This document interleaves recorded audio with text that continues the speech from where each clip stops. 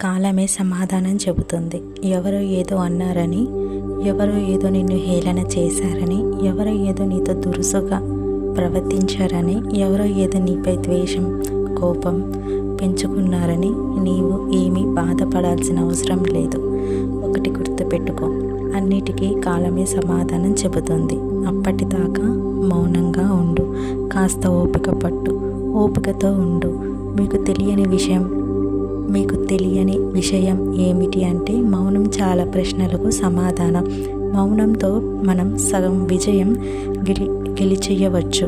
కాబట్టి నిన్ను నువ్వు నిగ్రహించుకొని కాస్త బుద్ధిమంతుడుగా అలవాటు చేసుకో. నిజానికి మనల్ని హేళన చేసిన వారే ఏదో ఒకరోజు నీ సాయం కోసం నీ దగ్గరకు వస్తారు.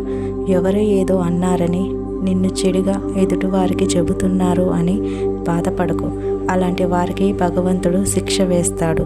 నీ తప్పు లేకుండా నిన్ను ఎవ్వరు తిట్టినా, కోపపడినా, నిందలు వేసినా, నిన్ను ద్వేషిస్తూ అసహ్యంతో ఎదుటివారికి నీపై చాడీలు చెప్పినా నీవేమీ బాధపడకు, ఉలిక్కిపడకు.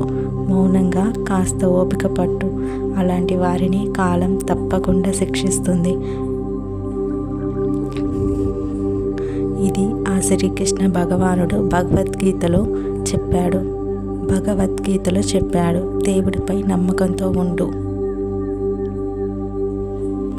So today's video this. So if you like this video, you can subscribe my channel and click on bell icon. కాలమే అన్నిటికీ సమాధానం చెప్తుంది. కాస్త మౌనంగా ఓపికతో ఉండు. ఈ వీడియో కనుక మీకు నచ్చినట్లయితే లైక్ చేయండి, షేర్ చేయండి, కామెంట్ చేయండి and please to subscribe. Thanks for watching.